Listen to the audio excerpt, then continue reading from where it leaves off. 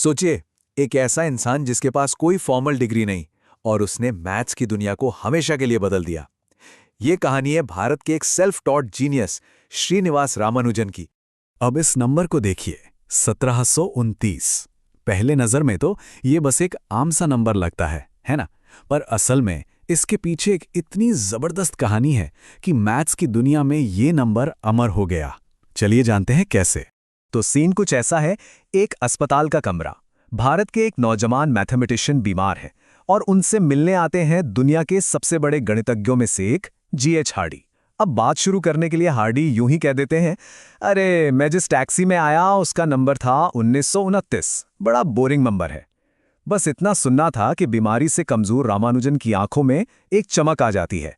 वो कहते हैं, नहीं, ये तो बहुत ही दिलचस्प नंबर है। बस इसी एक पल में उस जीनियस दिमाग की झलक मिल जाती है जो 2400 घंटे सिर्फ नंबर्स के बारे में सोचता था। तो इस टैक्सी नंबर वाले किस्से से आगे बढ़ते हैं और जानते हैं कि आखिर ये गणित का जादूगर था कौन, कहां से आया था ये कमाल का दिमाग। रामानुजन का बचपन सच कहूं तो बड़ा अजीब था। एक बेहद साधारण परिवार में पैदा हुए और आपको पता है, वो 3 साल की उम्र तक बोल भी नहीं पाते थे। घरवाले परेशान थे, लेकिन जब बोलना शुरू किया तो उनके सवालों की बौछार ने सबको हैरान कर दिया और यहीं से एक असाधारण भविष्य की नींव पड़ी। सोचिए, एक छोटा बच्चा क्या सवाल पूछता है। रामानुजन पूछते थे, धरती और बादलों के बीच की दूरी कितनी है। अब इस तरह के सवाल कोई आम बच्चा तो नहीं पूछता। यहीं से पता चलता था कि उनका दिमाग हमेशा से ही इस यूनिवर्स के बड़े बड़े रहस्यों को सुलझाने में लगा रहता था। लेकिन इसी कमाल के दिमाग का एक दूसरा पहलू भी था। एक तरफ तो वो मैथ्स में जीनियस थे, पर दूसरी तरफ जब बात फॉर्मल एजुकेशन की आती थी तो उन्हें बहुत स्ट्रगल करना पड़ता था। उनका मैथ्स के लिए जुनून एक ऑब्सेशन था, इतना गहरा कि बाकी सब कुछ उनके लिए मायने ही नहीं रखता था। नतीजा, वो दूसरे सब्जेक्ट्स में फेल हो गए, अपनी स्कॉलरशिप गंवा बैठे और फॉर्मल एजुकेशन का रास्ता हमेशा के लिए बंद हो गया। दुनिया की नज़र में तो ये एक फेलियर था, पर असल में इसी अकेलेपन में उनकी असली प्रतिभा निखर रही। एक और दिलचस्प बात है रामानुजन के बारे में, उनके काम का एक आध्यात्मिक पहलू भी था। वो अपनी कुल देवी नामगिरी देवी को बहुत मानते थे। उनका विश्वास था कि देवी माँ ही उन्हें सपनों में आकर मैथ्स के फॉर्मूले बताती हैं। मतलब उनके लिए मैथ्स सिर्फ नंबर नहीं थे, बल्कि भगवान को समझने का एक जरिया था। तो पढ़ाई तो छूट गई।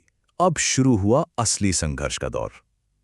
शादी हो चुकी थी, घर चलाने की जिम्मेदारी थी और नौकरी की सख्त जरूरत। और इसी मुश्किल दौर के बीच कहानी में एक ऐसा मोड़ आया जिसने सब कुछ बदल कर रख दिया। अब देखिए, बिना डिग्री के नौकरी मिलना तो उस जमाने में लगभग नामुमकिन था, पर किस्मत से उन्हें मद्रास पोर्ट ट्रस्ट में एक क्लर्क की जॉब मिल गई और वहां उनके बॉस ने उनकी प्रतिभा को पहचाना, उन्हें बढ़ावा दिया। और फिर रामानुजन ने वो कदम उठाया जिसने इतिहास बदल दिया। उन्होंने अपने सारे थ्योरम्स एक चिट्ठी में लिखे और उसे सीधा भेज दिया कैम्ब्रिज यूनिवर्सिटी। और वो चिट्ठी जब वो कैम्ब्रिज पहुंची तो समझ लीजिए मैथ्स की दुनिया में भूचाल आ गया। प्रोफेसर हार्डी ने जब वो पन्ने देखे तो वो हैरान रह गए। उन्हें फौरन समझ आ गया कि ये किसी फ्रॉड का काम नहीं, ये तो एक प्योर जीनियस का काम है। और पता है, उन्होंने रामानुजन के टैलेंट को 100 में से 100 नंबर दिए। 100 में से 100। ऐसा सम्मान उन्होंने अपनी जिंदगी में किसी और को कभी नहीं दिया। और बस यहीं से शुरू हुआ रामानुजन का कैम्ब्रिज का सफर। एक ऐसा सफर जहां उन्हें जबरदस्त कामयाबी मिली, लेकिन साथ ही उन्हें बहुत से मुश्किलों का सामना भी करना पड़ा। कैम्ब्रिज में रामानुजन का सफर किसी चमत्कार जैसा ही था। सोचिए, एक इंसान जिसके पास कोई फॉर्मल डिग्री तक नहीं है, वो रॉयल सोसाइटी और ट्रिनिटी कॉलेज का फेलो बन गया। ये ऐसी उपलब्धियां थीं जो उस दौर में किसी भारतीय के लिए सोचना भी नामुमकिन था। लेकिन इस कामयाबी की उन्हें एक बहुत बड़ी कीमत चुकानी पड़ी। इंग्लैंड का ठंडा मौसम, वो एक पक्के शाकाहारी थे, तो खाने पीने की बहुत दिक्कतें और घर से हजारों मील दूर अकेलापन, इन सब ने मिलकर उनकी सेहत पर बहुत बहुत बुरा असर डाला। इंग्लैंड के मौसम ने उनके शरीर को पूरी तरह से तोड़ दिया था। वो भारत वापस तो आए, लेकिन तब तक बहुत देर हो चुकी थी। सिर्फ 32 साल की उम्र में दुनिया ने एक ऐसा दिमाग खो दिया जिसकी कोई बराबरी नहीं थी। पर रामानुजन की कहानी यहां खत्म नहीं होती। असल में यहीं से उनकी वो विरासत शुरू होती है जो आज तक जिंदा है। उनके विरासत का सबसे बड़ा खजाना वो हैं उनकी नोटबुक्स। जी हाँ, वो रजिस्टर जिनमें वो रात रात भर जागकर अपने मैथ्स के फॉर्मूले लिखा करते थे, बिना किसी प्रूफ के। दशकों तक ये नोटबुक्स कहीं खोई रहीं, दुनिया की नज़रों से दूर। लेकिन जब ये मिलीं, तो मैथ्स की दुनिया में जैसे एक नई क्रांति ही आ गई। इन नोटबुक्स से ऐसे ऐसे नायाब हीरे निकले जिन्होंने गणित को देखने का नजरिया ही बदल दिया।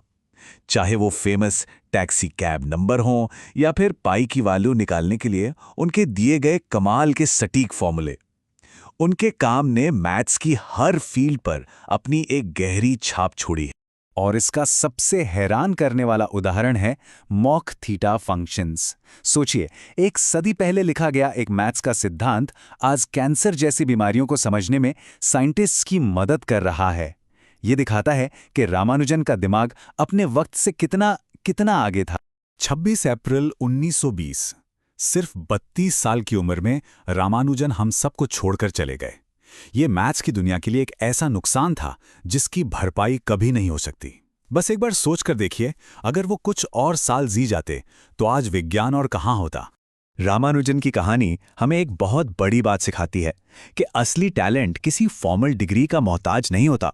और ये कहानी एक सवाल भी छोड़ जाती है। रामानुजन ने तो दुनिया बदल दी, पर आज भी दुनिया में ऐसे कितने ही जीनियस होंगे जो बस एक मौके का इंतजार कर रहे हैं।